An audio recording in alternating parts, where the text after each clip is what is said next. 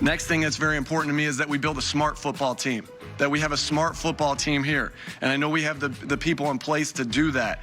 The first part of that, the first part of being smart is knowing what to do. We're gonna have systems in place that are easier to learn. All right, complicated to the defense or offense that they're going against, or the special teams group they're going against, but easy for us to learn. Because when we can put that, when we can learn our system and we can get good at our system, then our talent can take over. Less thinking equals talent take over, but we need to have systems in place, and we will have systems in place to do so. New Eagles head coach Nick Sirianni. Hey, guys, obviously he was nervous, very nervous. I bet he'd love to have that entire press conference back.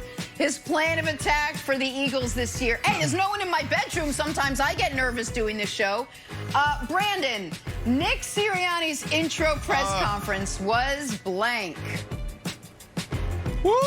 Jenna, bad start. Contradictory. Yep.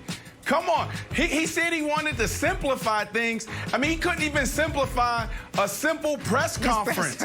I mean, Doug Peterson has to be somewhere just laughing, talking about, guys, y'all thought I was bad at these press conferences? Look at him. Yes. Man, and he wants to simplify offense and defense, cover 2, cover 8, 0. I mean, maybe he's better on the board, and maybe he's better standing in front of guys, but this is not a hot start for the Philadelphia Eagles and Carson Wentz. Listen, Brandon, in his defense, at least a big part of being an NFL head coach isn't talking to a group of people and inspiring them. I'm going to say it was perfectly timed. Perfectly timed for a couple of reasons. One is because it was on a Friday afternoon, so for some places this is going to go under the radar, and because it was 48 hours after you had Dan the Man Campbell talking about biting kneecaps, so I feel like, at least it wasn't that. But bonus take. I never again want to hear about why Eric Bieniemy or a different minority head coach is not getting a job because they don't interview well. Because I've now seen 2 of the 7 head coaches who were hired give press conferences that indicates to me they can't possibly have interviewed great. There's no chance in the world you give a nails interview and then that's your press conference. So I don't want to hear that nonsense anymore. Right. But it's good timing. At least it was on a Friday night, Wilds. Yeah, so I'm going to give him a pass a little bit. And I said rough draft because he actually had to freestyle this. His original draft also was about biting kneecaps. And once he saw Dan Campbell do that, he's like, well, I can't do the biting kneecaps thing.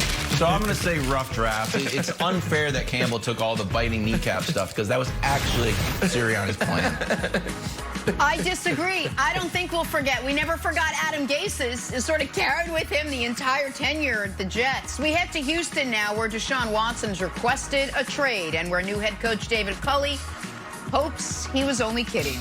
Saying, quote, the reason I'm in this position today is because I know he's going to be a Houston Texan. I don't know. Hey, Brandon, David Cully's comments are blank. Yeah, coach is supposed to say this. He's 65 years old. There's no way he was turning down this gig. So he's going to do everything in his power, publicly and behind the scenes, to get this guy in the building. But it's not going to happen. But nothing compares to the general manager, Nick Caserio's comments. This is a problem. It's a huge problem for me. Listen to what he said here. We have zero interest in trading the player. We have a great plan, a great vision for him and for his team, for this team and his role on our team. We look forward to the opportunity to spend more time with him here this spring. First of all, there's going to be no spring for Deshaun Watson and the Texans. My issue is the player. This is the problem. You're calling him the player. On the field, it's fine. You can call him player number 4. You can call him QB number 1. You can call him whatever you want. But when there's no balls being snapped, this is a businessman. And this is his problem with this organization, is that you keep putting him in a place as a quarterback. There's times where he needs a seat at the table. Keep calling him a player, and you're going to continue to drive him out of town. I think it's a great take, Brandon. My answer is David Cully's comments are missing a word. And I'll explain that in a moment. I want to say this on the front end. I'm rooting for David Cully. paid his dues. Nobody has a bad word to say about him, and nobody has any idea if he's going to be a good or a bad head coach because he's never been a head coach before. So I am rooting for him. Yep. But if we're being honest here, the honest quote is, the reason I'm here is I know he's not going to be a Houston Texan. Because the reason the Texans end up hiring a 65-year-old first-time head coach is because all of the A1 candidates on their list passed because they know Deshaun Watson doesn't want to be there. So that, unfortunately for David Cully, he almost got the quote exactly right, but he's off by a word, Wilds. Okay, so I went with check your feed. This story has been dripping through your social media feed, and it's just been manna from heaven for us sports analysts. So here's where we're at now. He has deleted all social media references to the Texans. And this follows up on reports he wanted a trade, then Andre Johnson came out, and then he went to New York, and he made like a low-key diplomats video. Now social media's gone. Next step, Brandon, all the Texan stuff in the garbage that we see it on Instagram. Get this guy out. He doesn't want to be there. All right, we got to head to Detroit now, where new quarterback Jared Goff said, quote, "I'm just excited to be somewhere that I know wants me and appreciates me." Wow, shots fired. Brandon, Goff's comments on being traded to the Lions are blank. These are just comments, Jenna. It's time for this kid to stand up and show us who he really is, show himself who he really is. Look, like it or not, this guy has been to 2 Pro Bowls. This guy led his team to a Super Bowl in 2018. But every time he had a great game, every time he had a great season, Sean McVay was the one that got the credit. So now this is a huge opportunity for him to go to Detroit and show who he really is. This is a big season for him, because if it goes really well, then it's going to be like, oh, this guy can play in this league, and Sean McVay wasn't as big, played a big of a role that we thought he did in his career. But if he implodes, then this is a dude that could potentially be out of the league in the next 4 to 5 years, Nick. I don't think he has the bandwidth to become a backup. So this is a huge year for him. These are just comments. It's time for him to show us exactly who he is. Yeah, to me, his comments are unappreciative. Listen, buddy, this team wanted you and appreciated you enough to trade up in the first round to get you, to then fire the head coach after your first year there because they blamed him for your failures, to then make you the highest paid player in NFL history temporarily. That shows a good deal of want and appreciation. You paid them back by being terrible for 2 seasons. So this idea that it's like, oh, woe is Jared Goff. He got the raw end of the deal by being in Los Angeles in that new stadium with all those weapons and with Sean McVay. Zip it. Like, that's nonsense. Right. So enjoy Detroit and Dan the Man Campbell. I'm sure they will unlock your talent that Sean McVay couldn't. I'm sure that's how that'll go. Okay. All right, see, here, I think it's a missed opportunity, because I feel like if he had a little bit of humor, he could have gained a lot of fans. Instead he said this, you know what? I'm hungry to prove myself. I'm hungry to bring some wins to the great city of Detroit. I know where this is going. And I am starving. I am hungry to bite some kneecaps. Take a listen. That wouldn't work. We're going to get up, and on the way up, we're going to bite a kneecap off, all right? And we're going to stand up, and then it's going to take 2 more shots to knock us down, all right? And on the way up, we're going to take your other kneecap, and we're going to get up, and then it's going to take 3 shots to get us down. And when we do, we're going to take another hunk out of you. Before long, we're going to be the last one standing, all right? That's going to be the mentality.